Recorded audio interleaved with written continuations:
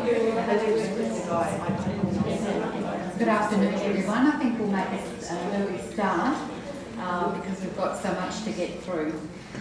Thank you very much, all of you, for coming. It's been really good to see such a really healthy response to this session, and we're hoping for a similar response to our planning day. I'd like to, first of all, just thank the National Library for allowing us to use the room. And also they just pointed out to me that their times have changed for certain access to the library. So if anybody needs to use the library at any point, just have a look at their flyers because some of the changes have been made. I'd like to acknowledge the Ngunnawal people who are the traditional custodians of this land on which we are meeting, and pay respect to the elders of the Ngunnawal Nation, both past and present. I extend this respect to all Indigenous people in attendance today. I should begin by just introducing myself, because there's a number of you I do know, but there are a lot that I don't. My name's Jan Bordoni. I'm the AGLAN convener for this year, 2015, and it's really heartening to see so many people here. Now, today's session is one that we thought would lead in really well to our planning day next week. Tracking successfully to the future. Champions, collaboration, commitment and communication. The winds of change are blowing for small libraries in particular. Finding an effective path forward will depend on effective strategic planning. It is vital to understand the context, formulate a clear vision for the future, identify actions to be taken to implement the vision, develop capacity to deliver the outcomes, and determine whether the results meet needs and targets. Appreciating strengths, weaknesses, opportunities and threats will facilitate planning. Finding people to champion a cause or provide partnership for service delivery will assist implementation. Collaborating with others will optimise effort. Success depends on commitment to the vision and communication of aims and achievements to all stakeholders. This session will address these topics and draw on experiences with Queensland Government libraries, including making the Government Library case for contestability and negotiating government reviews to illustrate the various points. It will be led by Janine Schmidt from Mukurta Solutions and Angela Vilkins, the Executive Manager of GRAIL, which stands for the Government Research and Library and Information Library Service of the State Library of Queensland. Janine Schmidt, AM and FALIA, which I'm not too sure what that represents. Fellow of the Australian Library and Information Association. I should have known that. Has led and managed libraries in Australia and Canada, focusing on the development of client-centred plans and strategies, innovative applications of information technology and refurbishment of physical libraries. Janine is Trenholm Director of Libraries America at McGill University in Montreal, Canada. And she also undertakes voluntary professional activities and consultancy services as Director of Mukurta Solutions in Brisbane, Australia. Former roles have included University Librarian at the University of Queensland, University of Technology Sydney, and Director Collection Services in the State Library of New South Wales. Janine remains passionate about the role of libraries in a disrupted society and contends that time is not on our side. Angela Vilkins transferred with the team from the Department of Premier and Cabinet, DPC, Library and Research Services in mid-2013 to establish the Government Research and Information Library service at the State Library of Queensland. GRAIL provides the same service that was provided by DPC Library Service, and it provides a service to 7 government agencies. Angela has many years of experience in government libraries and managed the DPC, or the Department of Premier and Cabinet Library, providing an exemplary library and research service to the central agencies across the Queensland Government. Angela played a leading role within Queensland Government Libraries as Chair of Queensland Government Agency Libraries and as one of the project managers of Queensland Government Agency Libraries Review, held in 2010. Angela has extensive experience in research and teaching and learning in both government and academic institutions, and teaching in the Diploma of Library and Information Services, South Bank Institute of Technology. It's really with great pleasure that I introduce them both. Thank you.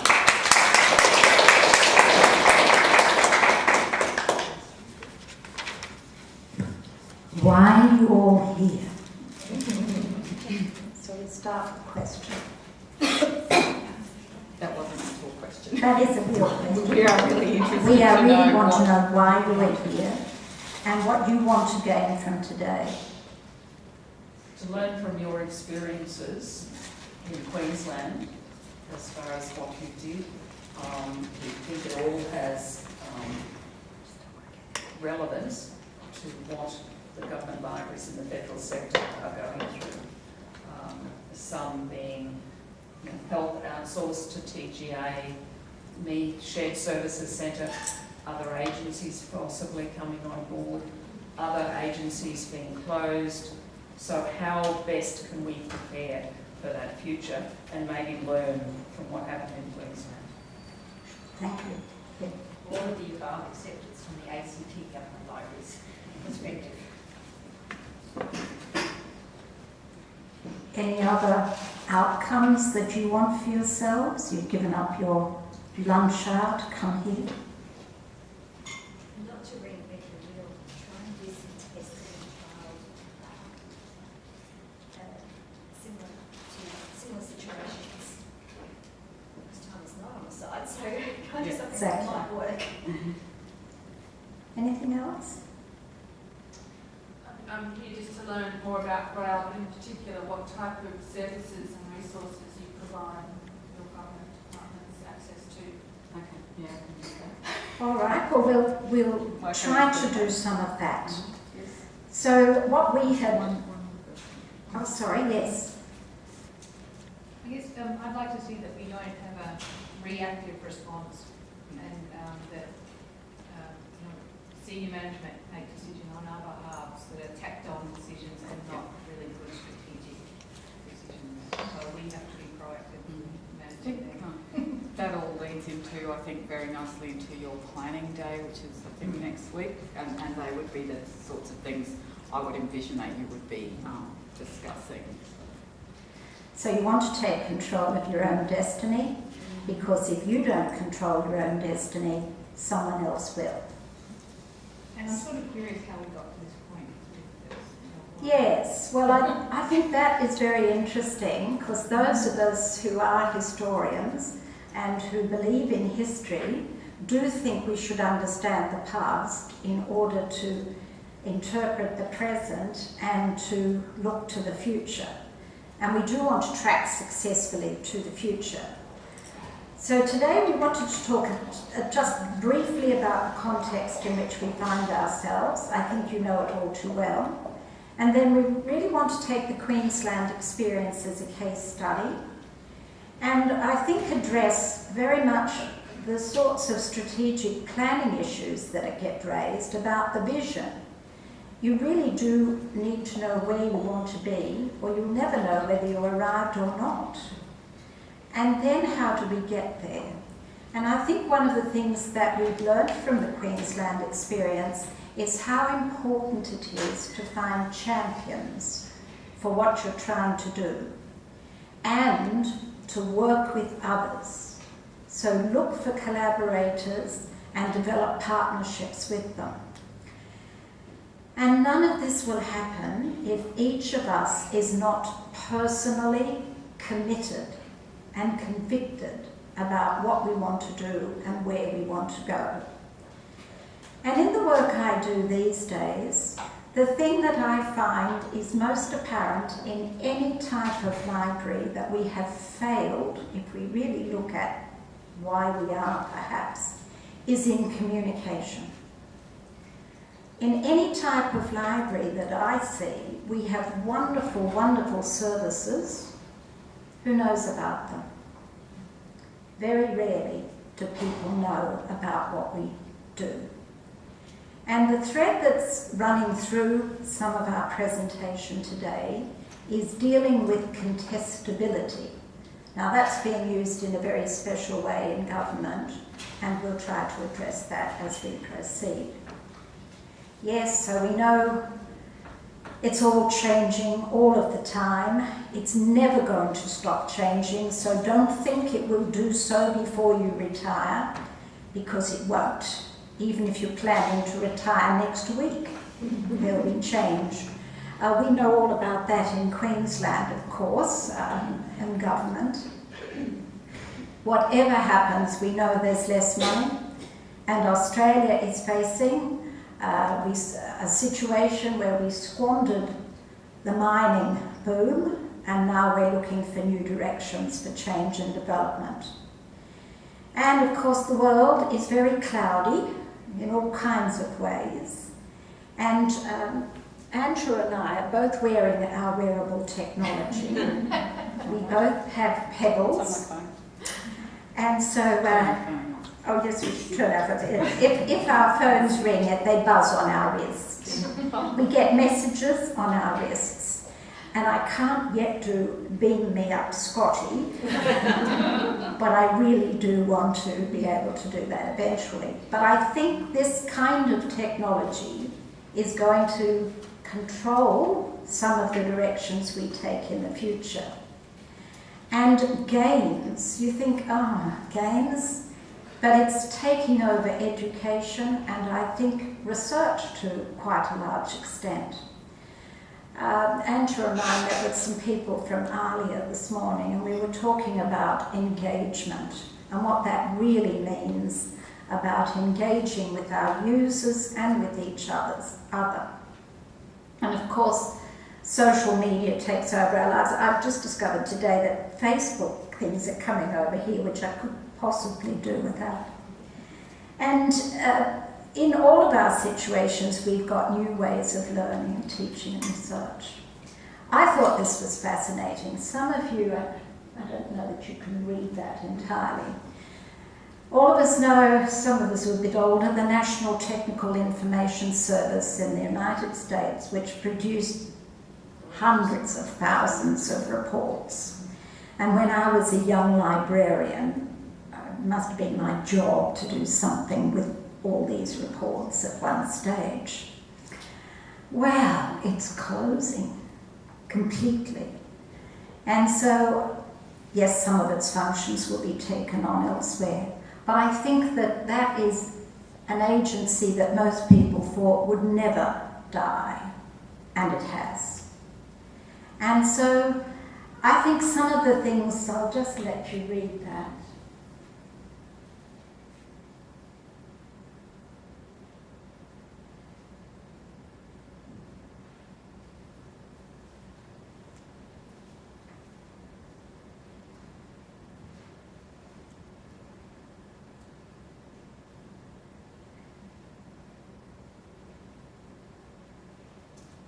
So what are the key things that stand out for you in that?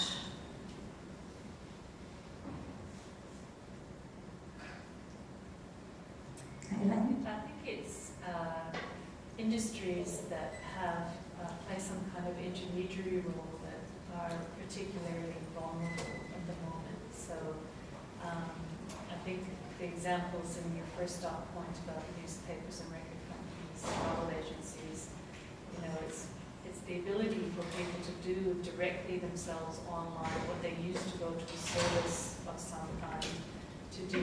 And I think libraries are part of that picture at the moment. So that's how I interpret some of that challenge that you've outlined there. Yes.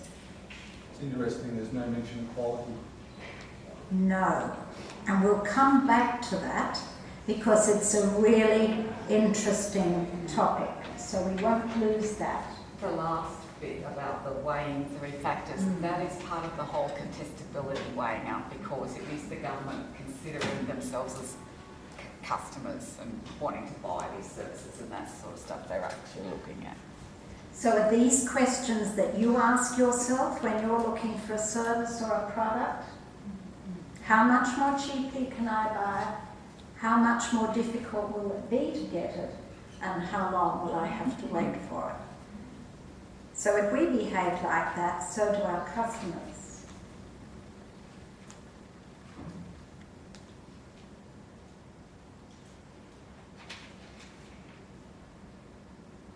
Now this is the bit about the quality. I don't know how many of you have read OCLC, The Tipping Point. It's, I think OCLC reports are highly readable. They're downloadable, and you can browse them. But the ultimate tragedy is to achieve brilliance in creating quality, price and loyalty, only to find that you are in a product category no longer relevant. And so I suppose that's a question we'd like you to have in the backs of your minds as we deal with some of the issues. And this is, you will have seen this, of course, government librarians and in the Canberra Times shortly, and leading in now to Angela, the Queensland story. So that's exactly what I'm going to do. I'm going to tell you a story. Or actually, perhaps it's a fable. It's a fable of governments and their libraries. So back in, I think, 2009, the former DG of Premier and Cabinet actually said that if the libraries didn't think that a new government wouldn't come in and remove them, then, quote, we were living in fairyland. So don't be living in fairyland. So towards that end, and that is one of the reasons that review, the Queensland Government Agency Library Review, was actually set up. So it was the DPC and Public Works. So DPC wanting to look for efficiencies in resources and staffing, and Public Works looking at retrieving government real estate. Valuable real estate they felt was being taken up by library space. And I think that's a story that's repeated everywhere. So libraries getting smaller and smaller and smaller, and that was certainly happening. The DG did say that we needed to have a plan and be prepared to know what you were going to do. So part of this review was sort of a way of getting a plan. So it was being financed by these two departments. And many of you, I think, have probably seen that report. It is on the DPC website still, and easily available. So actually 2012, when a new government did come to power, this review and recommendations actually came back to haunt us a bit. I'll go back, I'll tell you about that. But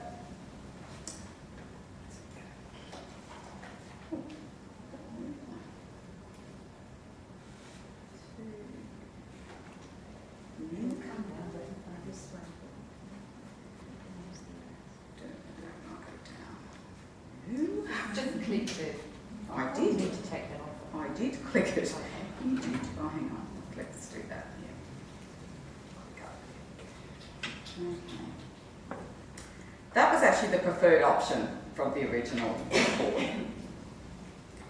At the time, and I think probably still, and here federally, I think, no government department is willing to take on the responsibility for government libraries. They're not willing to take on the responsibility for the staff. They're not willing to have a whole of government library directorate. Nor for Queensland, and I'm not sure across the board, were the projected savings sufficiently large to be deemed worth the effort. That was at the time. When we got the LNP government, any saving was worth the effort. If they could make you empty your own rubbish bins daily and save $20,000 a year, that was worth the effort. So views change at the time. So at the point, with an eye to the future across Queensland government libraries, what we did was we embarked on what we called option 5, which was collaborative projects, to try and get the Queensland Government library sector working more collaboratively as one. So in a way, being a whole of government library without being a whole of government library. This may sound more optimistic than it was. In reality, it was a bit more like warring tribes. And we actually had to get an outside facilitator, so that was sort of where Janine came in, because we could not have done it from within. We had to get an outside facilitator to coordinate the projects and task forces. Sounds sad, but I think probably could be replicated in every state and federally. We just didn't play well together. People have their own vested interests, and even for the good of the whole, they're not willing to give them up. That was some further projects that if we ever got the first lot done, we would move on to this.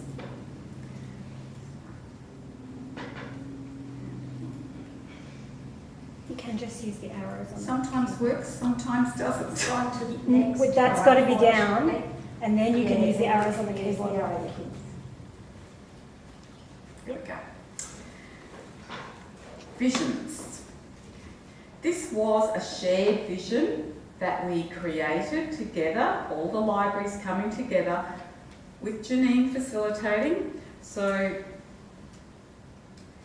again, you need someone driving it. So in effect, again, DPC and Public Works agreed to drive it and to put in money to keep this moving and to try and get something together. So at this stage, we were still working within the ALP government. So we came up with this as something we thought was a vision that would work across government so that we would share services,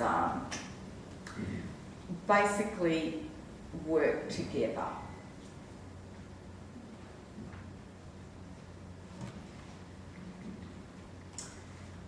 These were some of the task forces. After lots of meetings and discussions, we came up with some starting points for task forces that would enable us to do practical things together. Janine was coordinating these, but we set up task forces with members from all the libraries on each of the task forces, or different people on different task forces, so it was not one library. Borrowing protocols, you'd think that would be simple. I think that was one of the most difficult. I don't know why. As far as I could see, we were one government. Why were we interlibrary loaning things between one another? We stopped. Just lend the book. You know where they are, you've got their work details, just give them the material. So we got a fair way into each of these task forces, but nowhere near all the way. Got very close to getting a deal with some of the databases that were reasonable and could be achievable across government. Created a homepage for government agency libraries on GovNet, so not on the internet but across GovNet, so that the Queensland Government staff, government officers could see it, listed all the libraries, the different sorts of things that they need to. Again, this was done by DPC staff, so there was a lot of in-kind support because we could see that we needed to do something. Otherwise, in the long run, there would be no government libraries. So my staff certainly were working quite diligently on this. And we were also providing in-kind support for Janine, who I don't know had worked terribly much with the Queensland Government libraries before this. So, what we also did was try to give a combined search.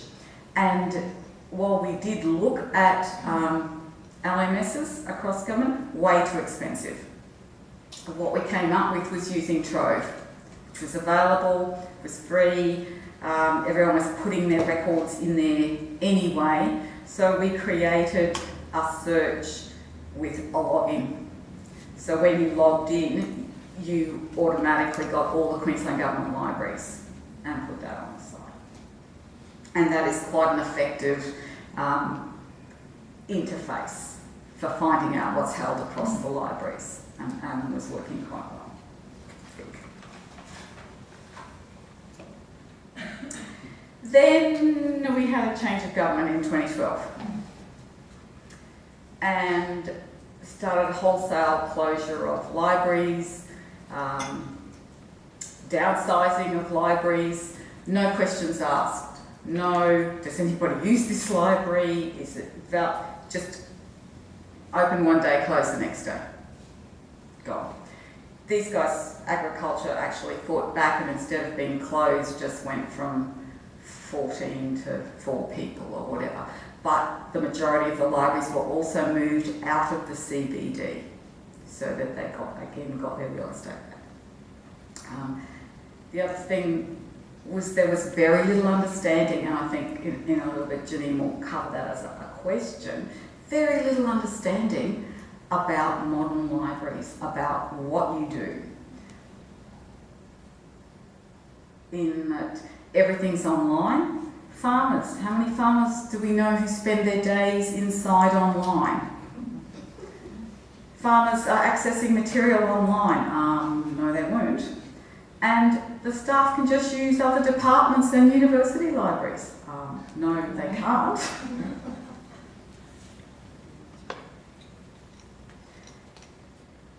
The library staff numbers from 2010 are from the QLD report and review.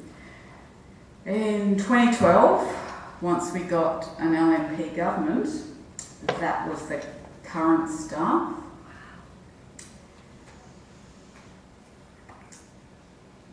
Essential services, so police pretty much stayed the same because they operated an academy library. Education pretty much disappeared, and they are certainly no longer a departmental library. They are only outward facing and provide a service to the schools, which is the DET, the DET.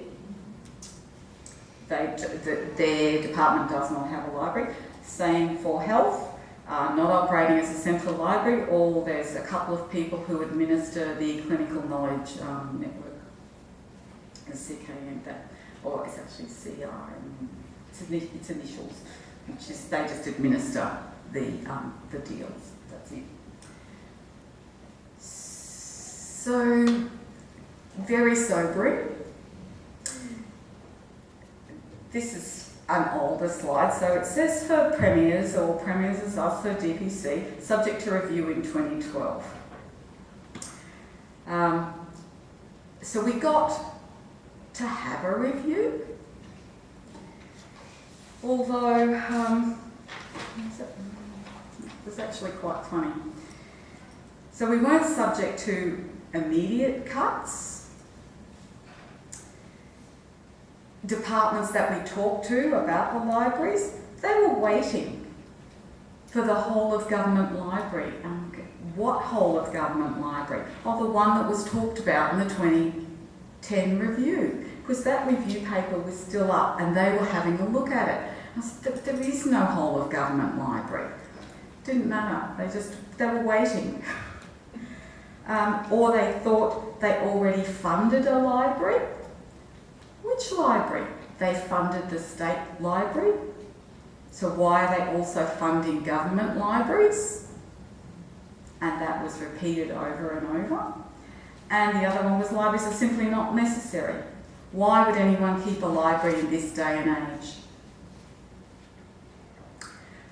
So we were saved from an immediate cut by the fact that we provided services to other departments and they couldn't just cut it. So instead we became one of the first to go through essentially what became known as contestability. We were told numerous times that before a whole of department meeting that it was going to be announced that there would be reviews and that we would be one of the people reviewed. They told us so many times before this meeting that my staff just started to make jokes about it. They said, well, how about when they announce it, we'll just swoon and fall off the chairs. So they're saying, well, why do they keep warning us? I mean, we're not stupid. They've told us once. They don't have to keep repeating it. So effectively they said, well, the service is going to be reviewed. We won't go for very long, say August to November, you'll know what's happening, because they expected that they would just be able to cut it. They do their little contestability exercise, they close the library. So effectively, my job for this period was to work with the contestability review, basically. So, what did we do? Can I just ask a question? Yes. Who were those people? They're people in your department, are Sorry, who doing the review? they? Yeah, or the contestability. Well, it ended up they started, once the contestability got underway, they started to use accountancy firms like KPMG and Ernst & Young. But for this one, and we get back to having champions, our director, who had been a former library manager, was 110% with us, absolutely by our side. Had a very good relationship with the Deputy Director General, who was her supervisor. They got to choose the reviewers, and they did pick two people from within the department. It then became their full-time job to do this review, and it became really my full-time job at that time, with assistance from the staff. These are from GovNet, which was still up. Not sure if they're still there, but they were there last Friday, so one of my staff quickly copied some of the contestability stuff. GovNet is now undergoing review. So basically, it's exactly as it says there. Contestability is for about quality improvements in the supply of services, or to create opportunity for innovation, but finding new and better ways to deliver services. By new and better ways, they also mean cheaper ways. Excuse me, Angela, was it the same tax sector in terms of contestability? Was it the same? It would have been the same sort of, it also had a major review, yes, and that was a lot later. They refined the method quite a bit, I think, but basically went through the same steps, which are these. And again, this is the contestability life cycle, which again was from GovNet, so that all government departments and employees understood how contestability worked. So the first step was that strategic assessment and future blueprint, and we had a lot of input into that. So we basically did what we had been doing all along. We planned really strategically. You need to know that there are people on your side. You need to know who they are, because you have to have some people to trust. You can't do everything by yourself. Let's see if I might twist the slide, sorry.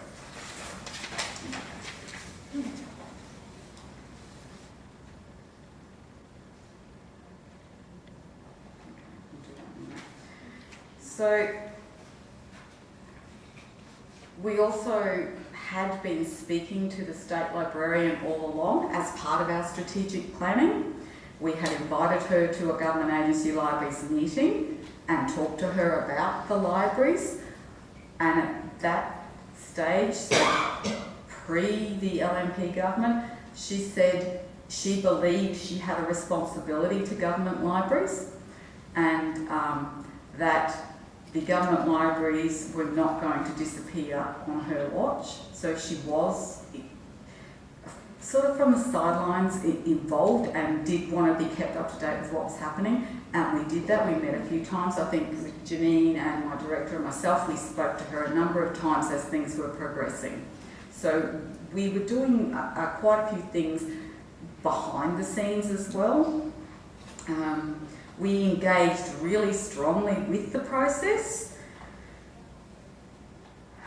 So we did surveys, so they did a survey. So they presented us with a survey because they would have just done it. Because our director was involved, she said, I need to see the questions, you need to show us the draft. No, that's no good, you can't send that. and made a lot of amendments, but couldn't just wholesale say, we're going to write the survey for you. So did make a lot of changes to things.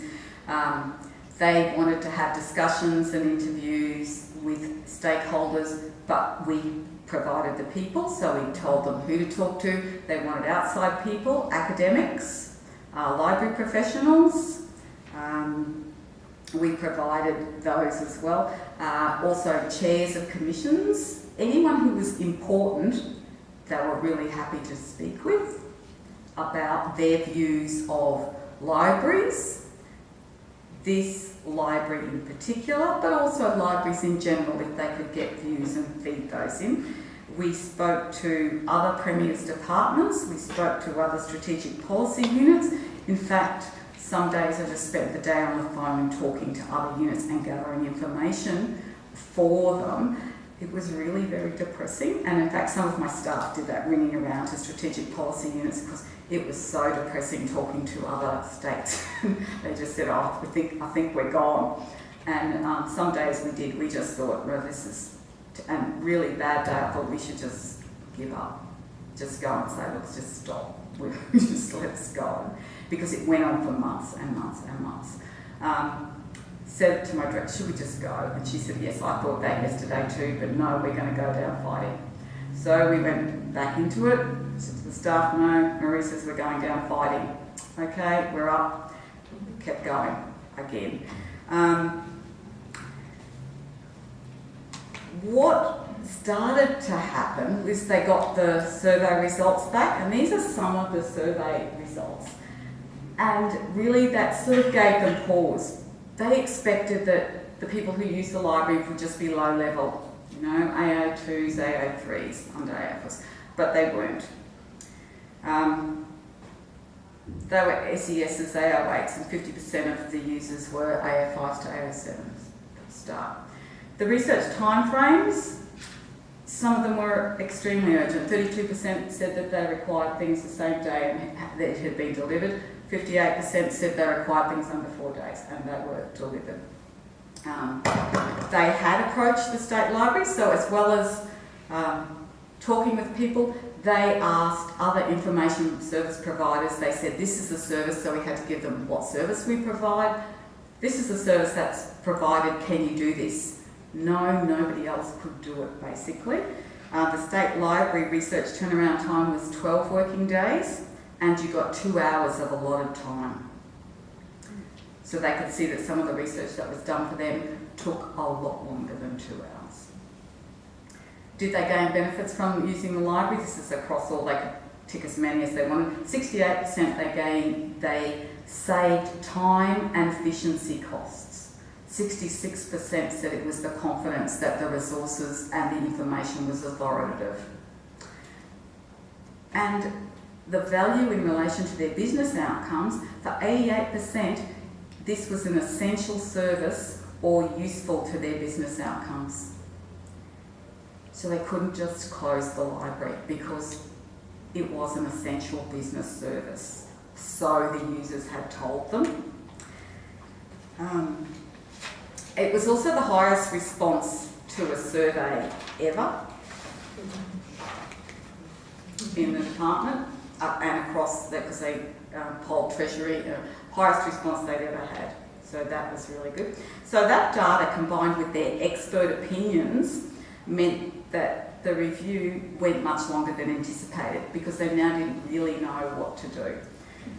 So we went from November to maybe December, so to then being extended across Christmas, then to February. At this point, we realised they didn't know what to do. So there are only so many options. So the director and I wrote our own paper. We listed the only options. We highlighted a preferred option. We had again been speaking to the state library. Our director met with the DDG, said, here you go, here's an options paper, make this happen. And he did. That was some of the survey responses. Just the level of value, classification levels. He sent the state librarian and said, I'm sending you a proposal, which she was expecting. said this is what we want to know, including, he said we want the staff to transition. They sent them a response and he said, yep, that's great, we need to talk to the other client groups. They all agreed to go with the plan, to follow through, and he also he requested the proposal, but he also said he would dedicate the services of a staff member to provide the State Library with any assistance necessary to enable this proposal to go ahead. And then also provided transition costs for the move. All the existing clients, so that all the agencies we currently had at the time, were invited to utilise this new service, and they all agreed. So that proposal was approved in March, or actually in March, April, and we moved by 1st of July. It was that quick once we got that approval.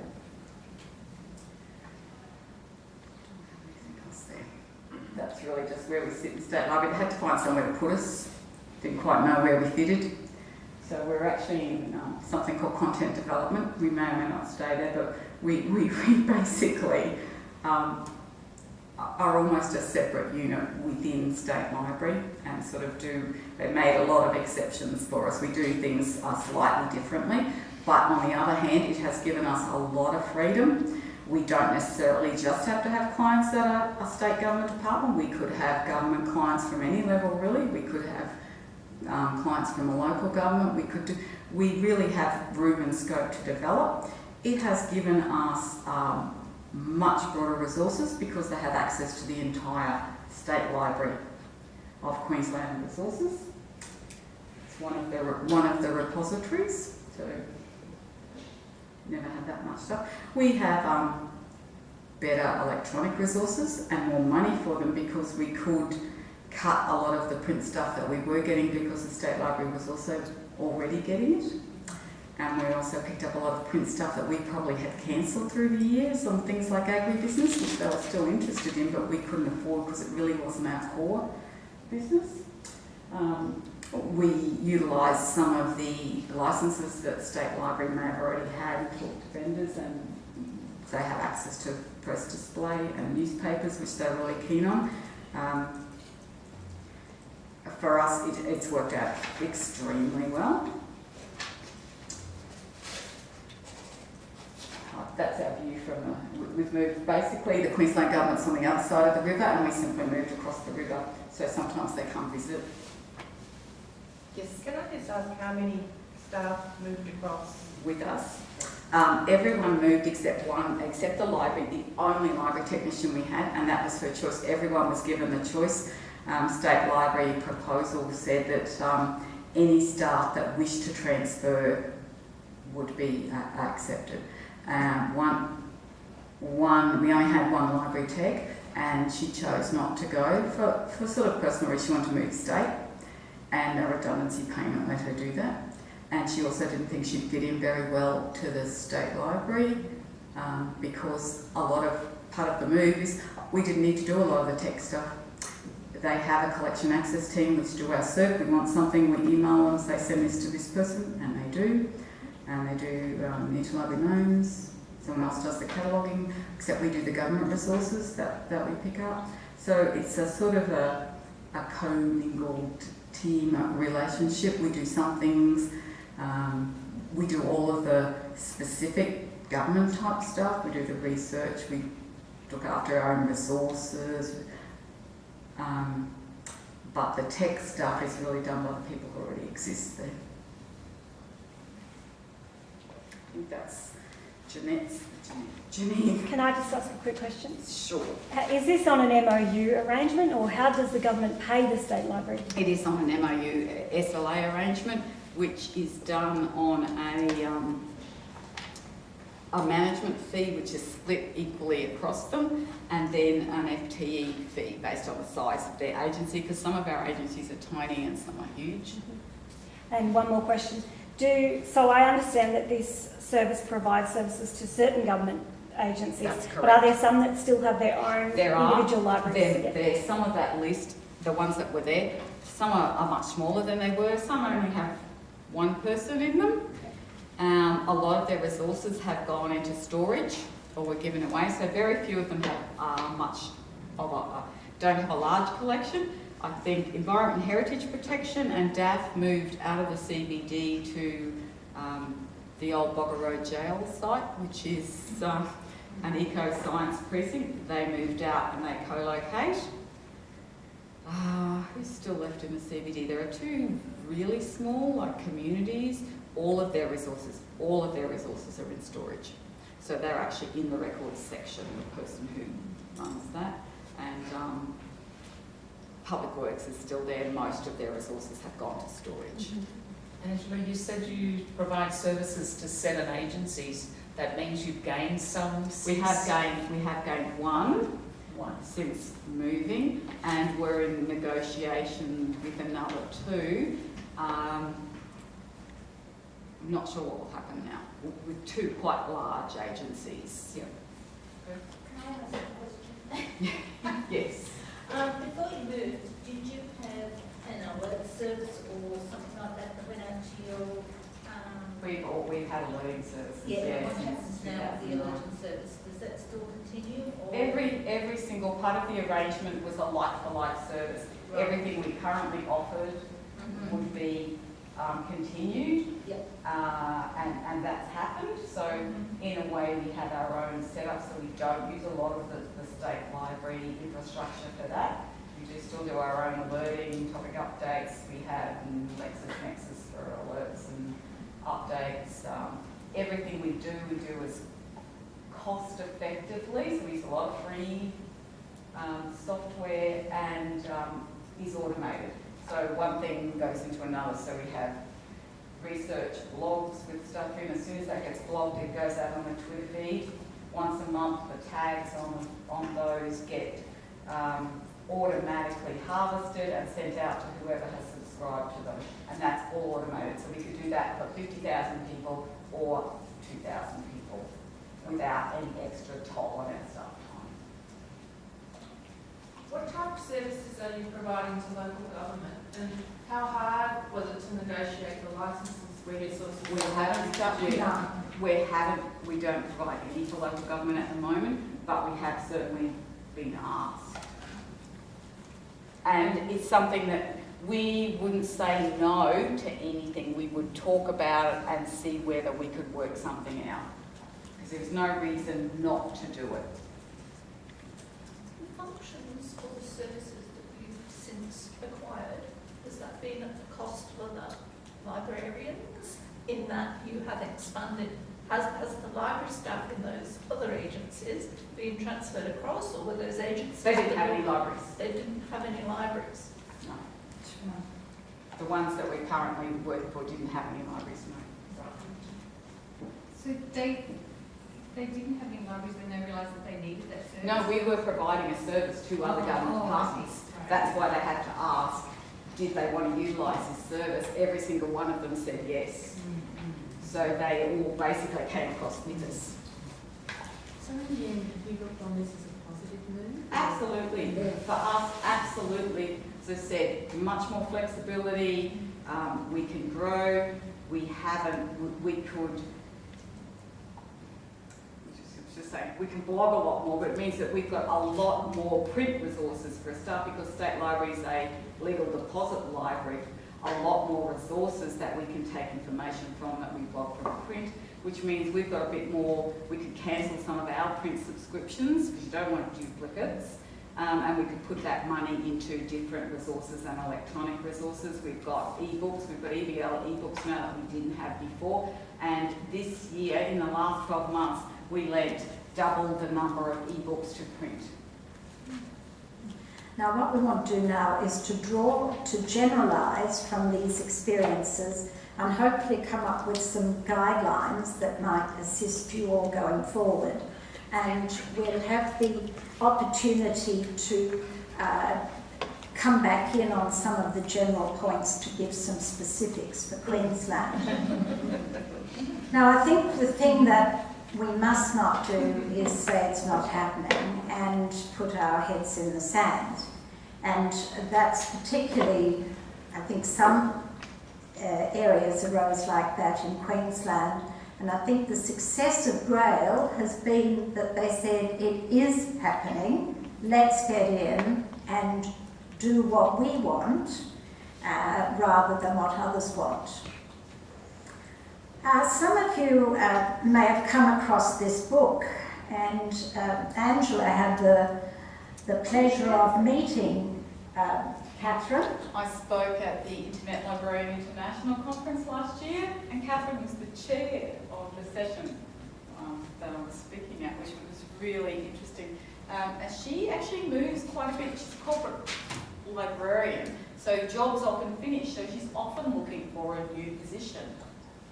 Now, I said this morning, I'm never quite sure what this word disintermediation means.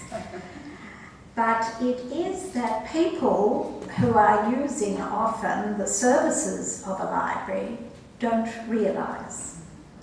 We do not badge or brand our services appropriately, and some of you may have heard me talk about badging and branding before, which is a topic close to my heart.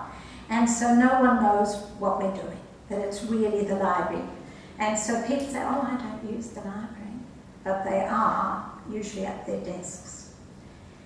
And so this book talks about, and this is, I've taken this just from the first chapter, which I got free from Google Books, and was able to read it that way, but talked about the need to align ourselves corporately with whatever the organisation is of which we're part. We really must not think we're special, because we're not. We are part of our organisation, and we must identify corporately. And marketing is not a dirty word. How many of you were at the online conference in Sydney? And there was a paper given about marketing, and it was so sad because she'd done a survey and no one had even responded. And it was like marketing was something that other people did. It must be something we do. And when I use the term marketing, it's not just promotion, it's about ensuring that the products and services that we provide meet client needs, that we provide them where people need them as easily as they need them. Excuse me, Janine, I just wanted to make a comment on the corporate alignment that you've mentioned, because in the old days, or in the past, we've always looked at the importance of corporate alignment with our own agency. But now that we've got a specific federal government agenda, which is really running all government agendas, then I think that's the alignment that we have to... Well, that's your corporate alignment. Your agency is aligned with that as well. So it really... Any of the work I do these days, I start with looking at what the organisation's vision and strategic plan is, and often the librarian has no idea. And yet you're embedded in the organisation and you don't know what your own organisation's strategic directions are. So those are those of government, and yes, we do need to be aware of what's happening at all levels of our organisation and what's driving everybody. And of course, I think particularly in the US is this concept of the embedded librarian who is working in a specific area of the government department and not in a central information service. And as we know, many of you have probably entered into knowledge management. And I was talking to someone before I came. While I was thinking about this, I rang a friend here in Canberra, and she says, well, no one cares about evidence-based practice anymore in government departments. But I kind of, look, as a citizen of Australia, I'm really keen on it. And I would really like you all to push that. If we do things in the absence of evidence, then I think that's why we end up with some of the issues that we have today. And there is a real role for us in data management. Now, I've got a few other comments. So, of course, I think we've got to break the mould and really rethink what we've done, and I think that is exactly what happened in Queensland and what Angela in particular was committed to, as well as others, and we'll come back to that, because while one has to be committed personally and you need to have a clear vision, what I find overwhelming is, and I might later ask you if we've got time, is what are your products and services? Can you just go boom, boom, boom, boom? If you can't, you're in trouble. And so that's one of the things you do have to do with contestability. To be able to compare and test the market, they need to know exactly what they're testing for. So you have to be able to tell them and show them exactly what it is you do. So we had to list all of the things that we did, and they had to be able to create and understand what it was that our services were, that our products were. Because at one stage they were going to put out a tender for the service. And the really important thing is about finding champions.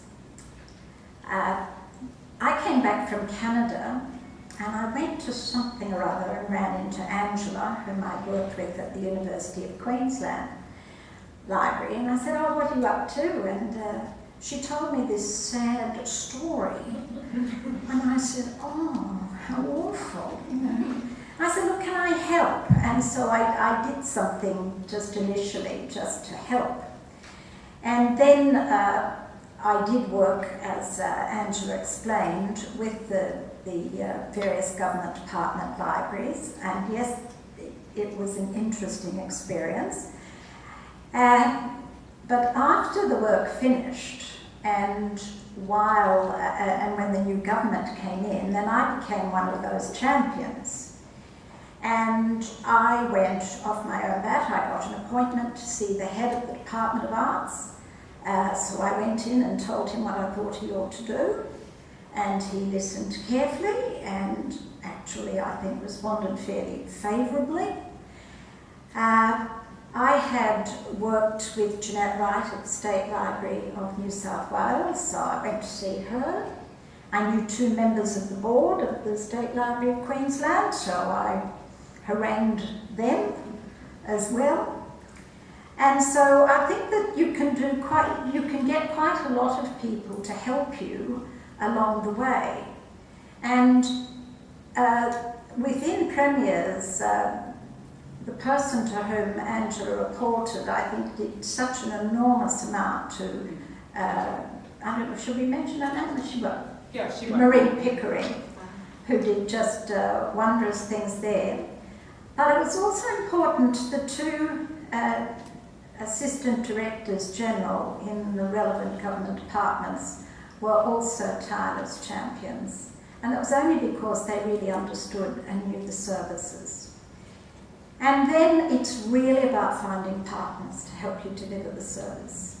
And in Queensland, the State Library of Queensland seemed the obvious partner. And I can't ever say that you too many times communicate. But the real thing that to achieve all of this is that, you know, for things to change around here, I must change. And I've got to think about changing my attitudes, certainly my actions, and possibly the last thing we find is my mind. You know, that can be a bit of a poor follower. And so you must plan. So I would encourage all of you to come to the strategic planning day next week, because if you don't really plan effectively and carefully, you won't get there. And so what do our library users want? Yes, Janine was talking to me about this and I said, I don't think a lot of these apply to government libraries because they have a place to work. That's what they do.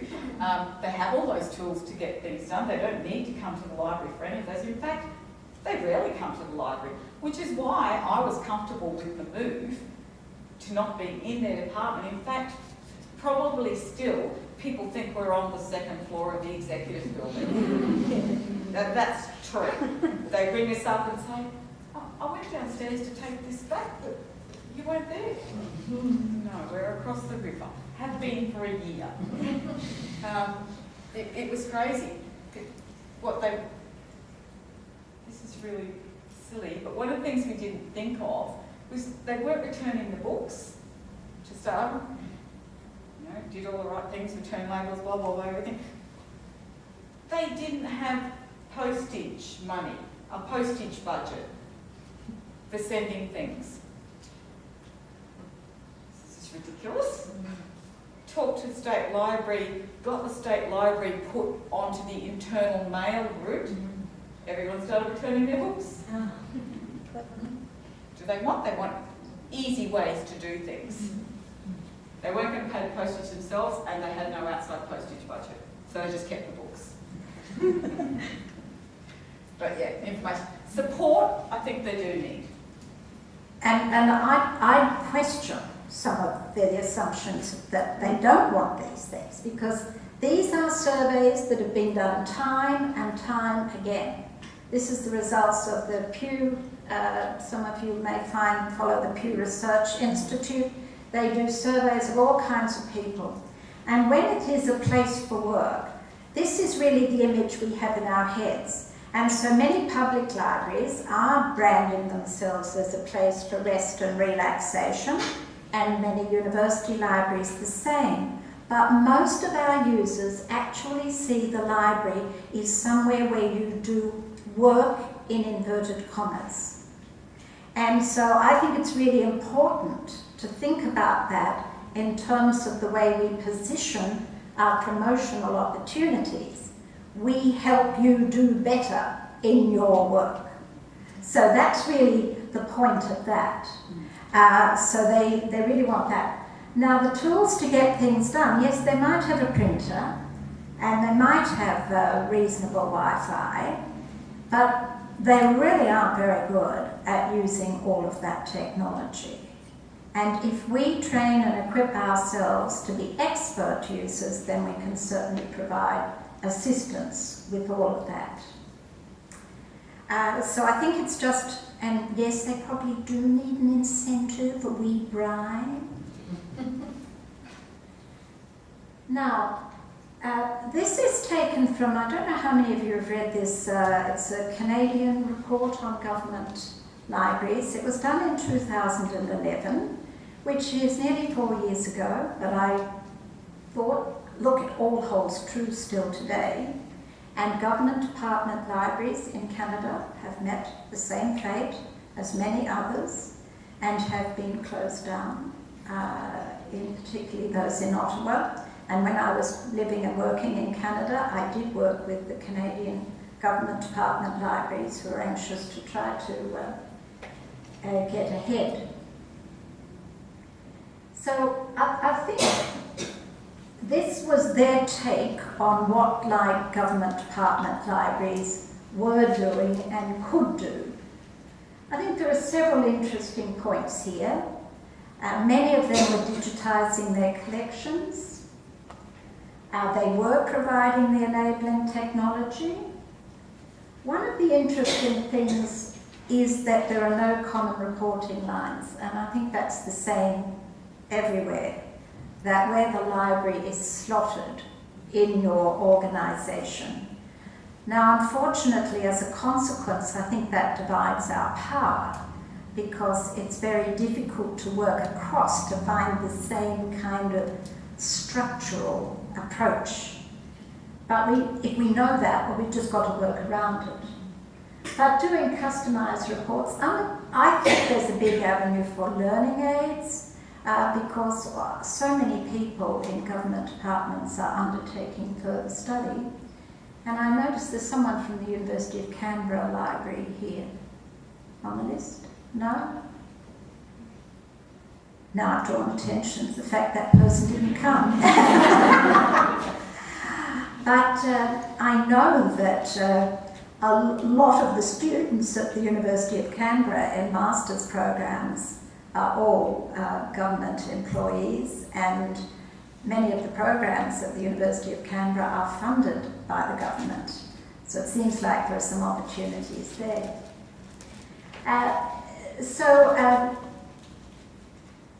Angela has talked about Twitter and the sorts of services. I think that you're probably doing all of those e-services when I look at them. Maybe not at the embedding librarians in work teams, but pretty well all the others.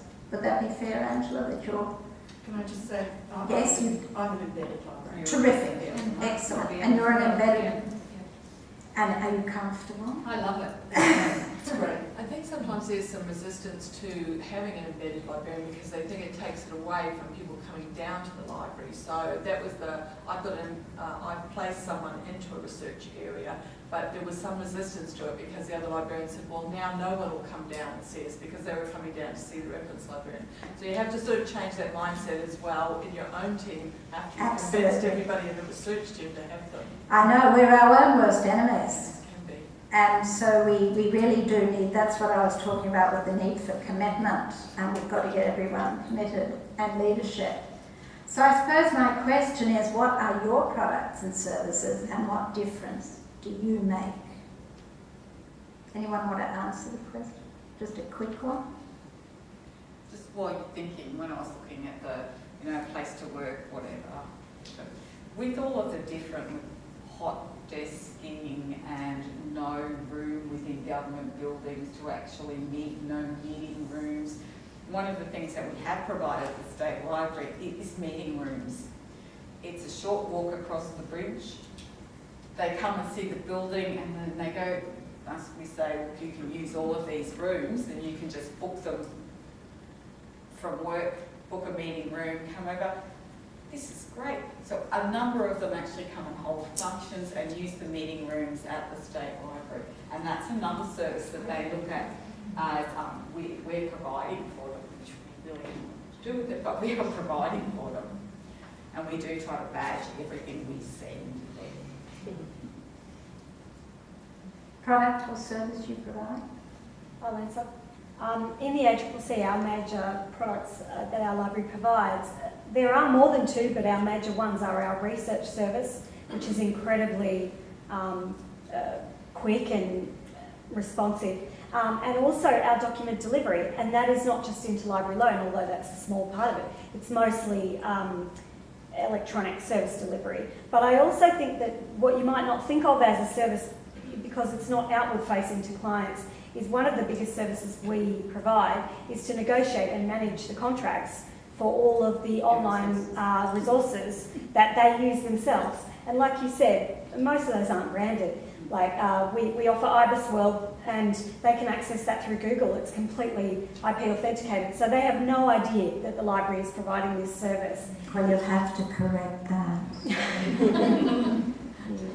It's important to us that they have access, but I correct it by going around, well, when I was the library manager, which I'm on secondment at the moment, but by actually just going around and explaining it. When I do training on IBIS World, the first thing I say is IBIS World costs this much, we organise it, we negotiate the contract for you. Yes, but can't you get IBIS to put a banner heading on it? Oh, there is one. Yeah, there is one. When they get Because in it says, no, it does. Because ours says, It does, but it's not very big. But, we should be shouting to them louder and saying, look, make sure it is in there. We're paying you. You do what? We're the customers. Actually, we had someone ring the other day about and said she had looked and found an IBIS World report. She said, when it opened, it came up and it said it was Government Research and Information Library. She said, so I thought I'd ring you up and ask about this. Yeah. So they do see it. Hi, I'm going to tell you about medical library experience. I come from ACTS library area, and we don't provide only library services. We provide web services, we provide projects, we provide them, like all the departments, things what they need, they come to us. Yes, I know, but they're still library services. The minute you say we don't provide library services, you're defining library in a very narrow and old-fashioned way. Yeah, but So we you've got to provide make library- sure that what you're talking about, everything you're providing, it is part of the business of the library. Well, we're ACCC, we're virtually virtual. Yes. We don't have a collection around us. That's right. It's all down the basement. So the word library, even we associate only with a collection. And yet what we've been trying to do for years is say the library isn't just the collection. Yes? At the ACCC, it's not, I mean, things like, we've just had the redesign of the corporate portal, which looks great and is better, but we've lost some of our ability to brand through that. And, you know, we've been put in a place that is more clicks than it used to be, and people ring the help desk because they think it's an electronic problem rather than a library sort of thing, you know, the IT help desk. Yes. And that didn't really happen before. So. No, I know, but you've really, and there's no easy way around this. You've really just got to be in people's faces as nicely as possible.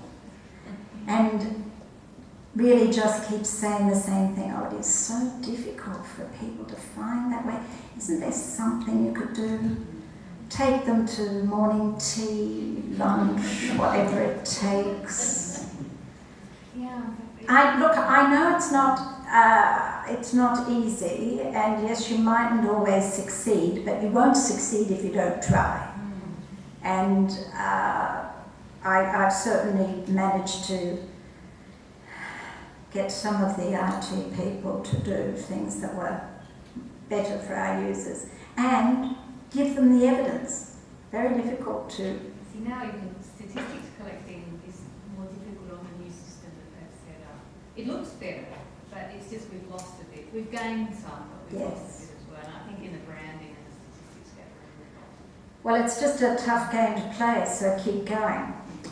So this is the champions, and I was talking about that before. So who are your champions? And I think it's important for you to think that through. One of the things I've been involved in my past life is a lot of fundraising. And at McGill University in Montreal, I had to raise 25% of the budget of the library from fundraising per annum, and that was in my job statement, and it's pretty compelling. And so we talked about making friends, friend raising, then fundraising, all of those sorts of things. But it was much better if I got someone else to ask for the money, not me. And so it is always going to be better if, as Angela explained, you get your clients to demand the services that you can give. So satisfied customers, and make sure that the decision makers, you feed them information, you will know something they want. Even the state library, while they were writing their proposal, they were on the phone to us, asking for information backwards and forwards so that they got it right. I haven't put ALIA in, which, and I know that they're a significant champion for libraries, and so I think that's another one that we can think about and use to good effect. Any others?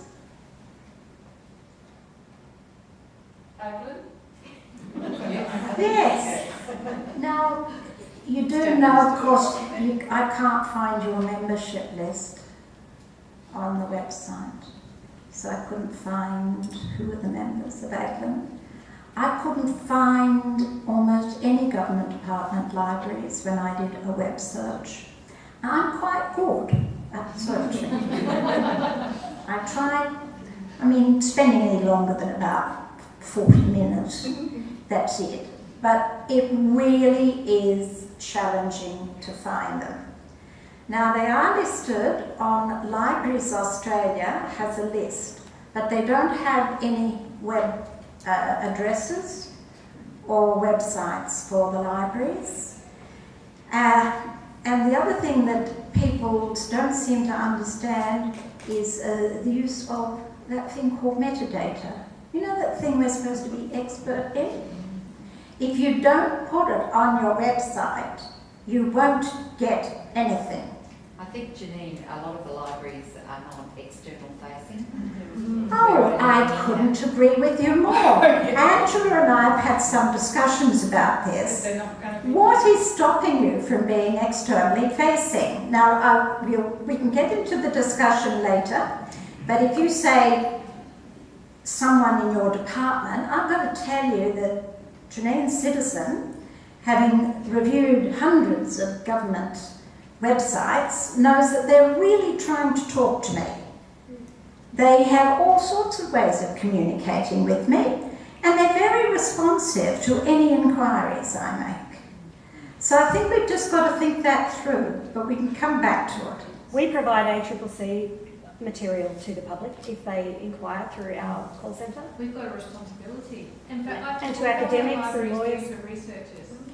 Well, then Nobody ever told us not to, so... Well, then bring it up, guys. Bring it up because it's really very difficult to find. So, this is the Department of Environment still has their catalogue up, and so I found that. I found the National Meteorological Library with their records on Trove, easily discoverable, as in the same way that they've happened in the State Library of Queensland with GRAIL. Resources and publications. This is the Great Barrier Reef Marine Park Authority, and you can't read this, but they've got student and teacher resources down on the left-hand side. I can get photographs galore for free from the Department of Environment. I've got a photo library. So I do think we could be doing better in publicising some of this.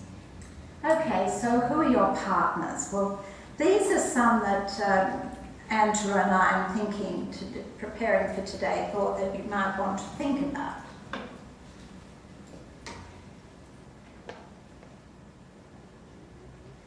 And I think really the final thing is you need an umbrella because it's raining right now. I mean, it's not quite out there. It's apparently going to pour in Queensland when we get back. But so I think you really need to look for an umbrella. So we might come back to that. Anyone want to discuss that now? Some of the possibilities. I've spoken to the State Library of Queensland. They might be prepared to do something. I've spoken to OCLC. They probably be able to help do something. Some of you will know that they provide WorldShare, which is and of course OCLC being not-for-profit. Those of you who've got your holdings on Libraries Australia, yes, you have your holdings on OCLC. And there is a variety of services available. So, and of course, the National Library and Trove, and whether the National Library might be prepared to do anything more, you'd probably have to badger them, but I won't ask them to make any comment now. Perhaps the Parliamentary Library. But any other suggestions that you've got? I think with subject-specific libraries could share, so across government and non-government and academic, but where you've all got a common subject, perhaps like law or health or something like that. I think, then you can do some cross. And there are already existing networks. It's just Yes. a matter of more sharing bigger resources. But I think the bigger, you really need something big. Because, and one of the things that's happening in academic life is the translational research, multidisciplinary research, and so it's all spilling over. At McGill, I remember seeing there was an advertisement in 3 different departments calling for the same knowledge and skills. So I think all of the traditional knowledge is broken down. It's bio everything today on the sciences. So I think, and we're providing support to a variety of people in our government departments who all need different disciplinary areas.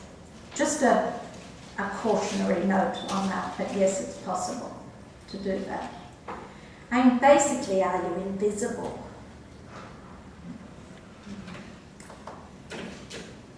The virtual library has become virtually invisible. Are our users actually interested in authoritative research, or are many of them high up that we are trying to influence only interested in the soundbite mentality? Of opinion seeking, of the threepence worth of somebody else's opinion that they can quickly glean, because we are a very specialist embedded library, and we were instructed to take over a departmental library.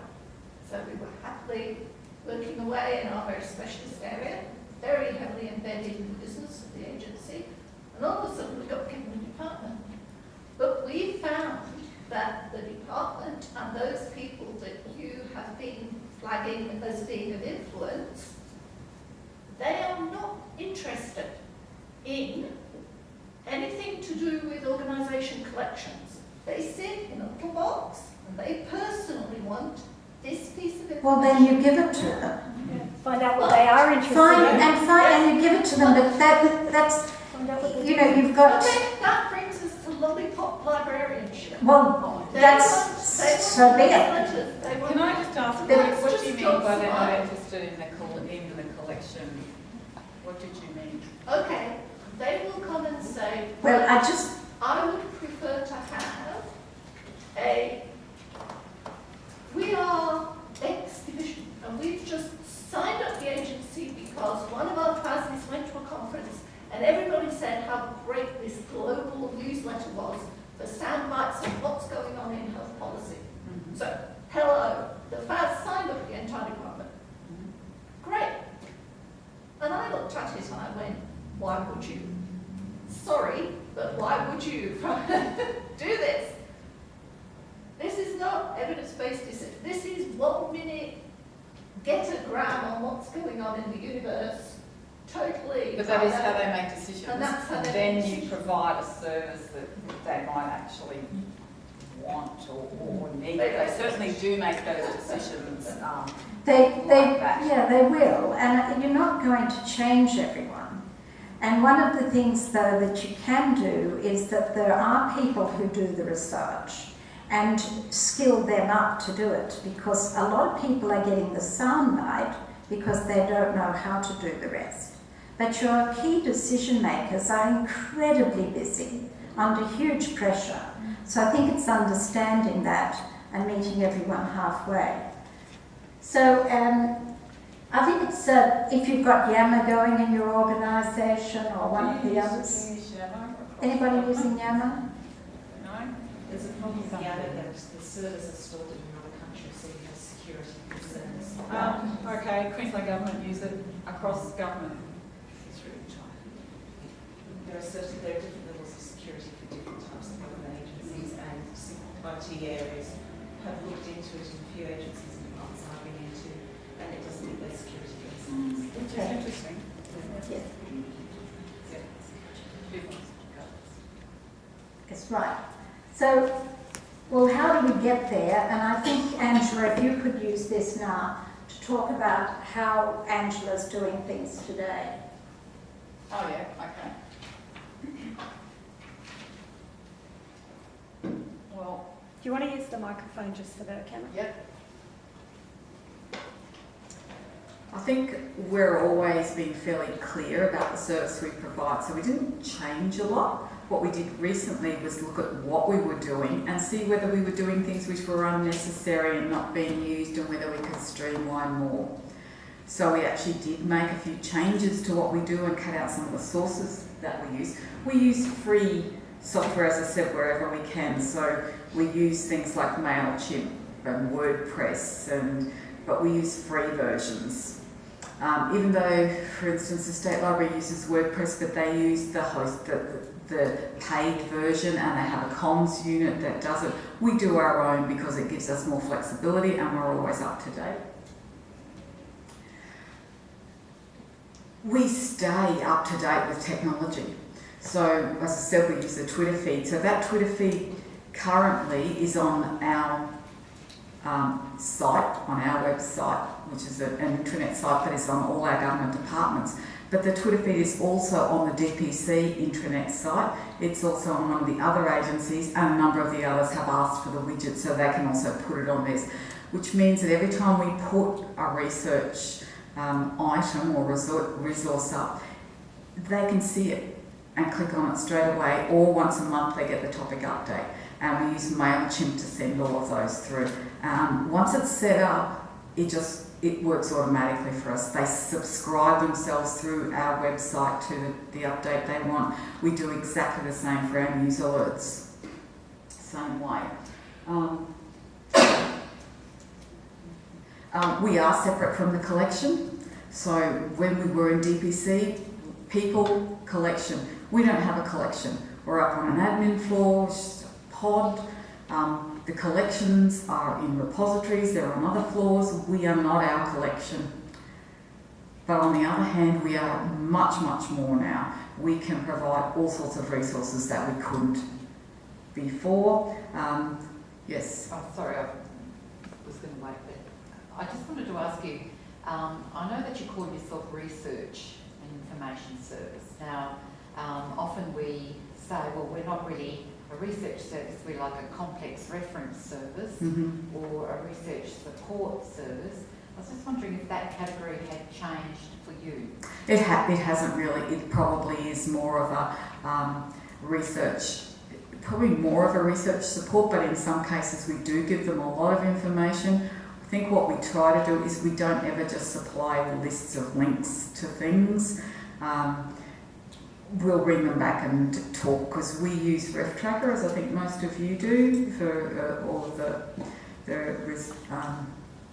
tracking, but we also have Keep a Help Desk as well. We will always pick out the most relevant parts of something and include that in the research, because sometimes that's all they're going to read. You go, here's the link, here's the stuff that sounds like you really want. And that's what they'll do. If it's an easier thing, and we think we can find the answers to what they want with the stuff we've looked at, we'll put those in and say, look, this is what we've done, this is what we didn't find, and we will send that through. We also provide due diligence research, so we do bankruptcies, company searches, and that was something the State Library didn't want to take on because they didn't understand it. And they said, well, we'll do everything except that. And I think Treasury said, you don't offer us that, that's a deal breaker. And I said, look, it's not a problem. We know what we're doing. And they went, oh, as long as you know what you're doing, fine. So we still do that. But that's the only thing we charge for separately. And they're quite willing to pay for it because it's not anything like the costs that if they went to DMB to have to do it themselves, it doesn't cost that, or if they got an accounting firm to do it for them, it would cost a lot more. So they're very happy with that. The research has increased, the people looking at the blog posts has increased. We're not sure whether that's just more people are looking, or the sources that we're using have increased because we're looking at more things, and so there's more posts and the usage is increasing. Yeah, I'm not sure.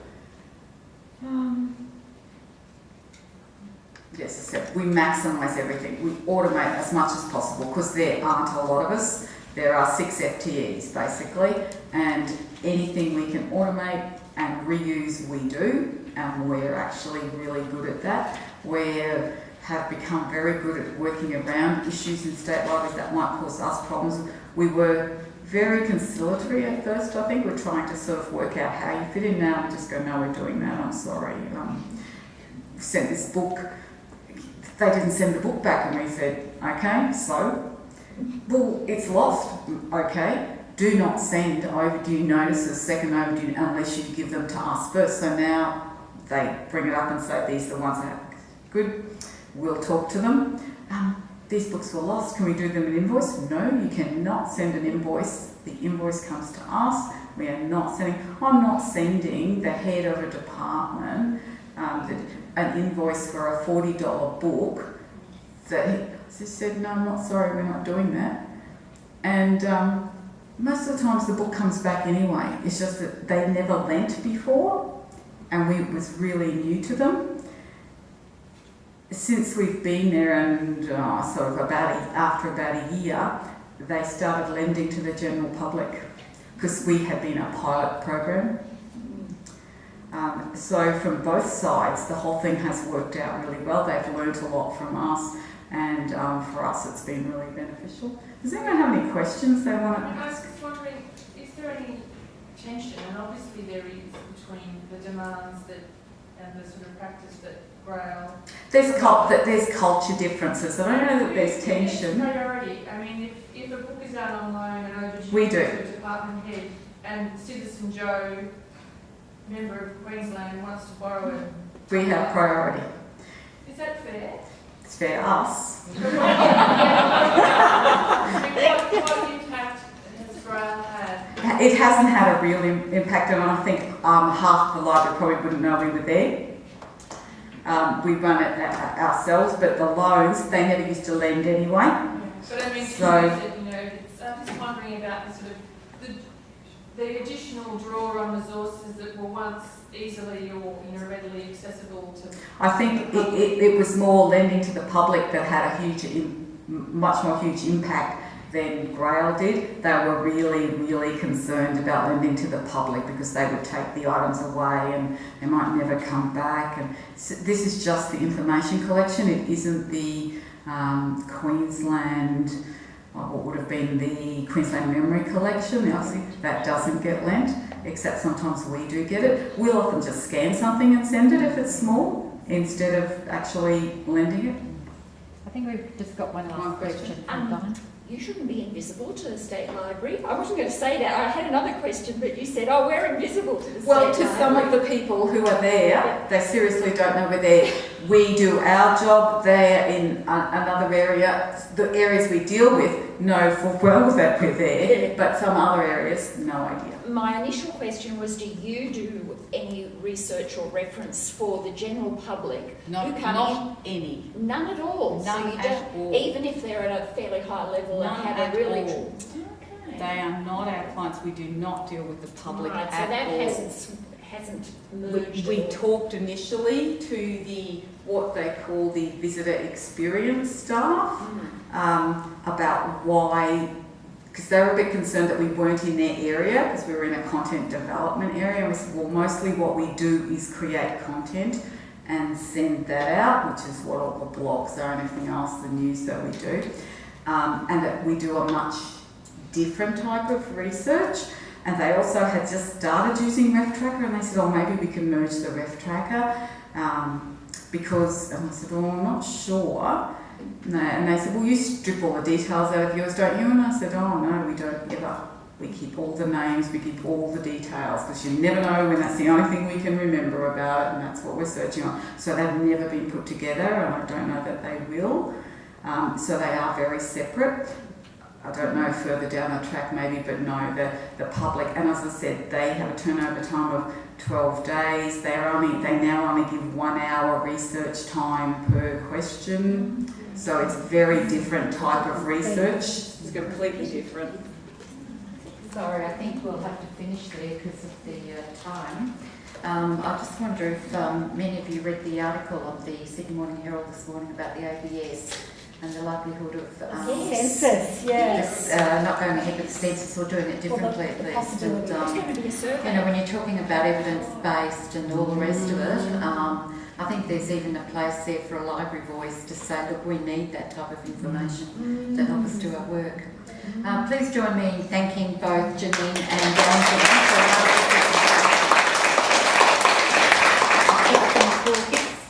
Thank you. Oh, thank you so much.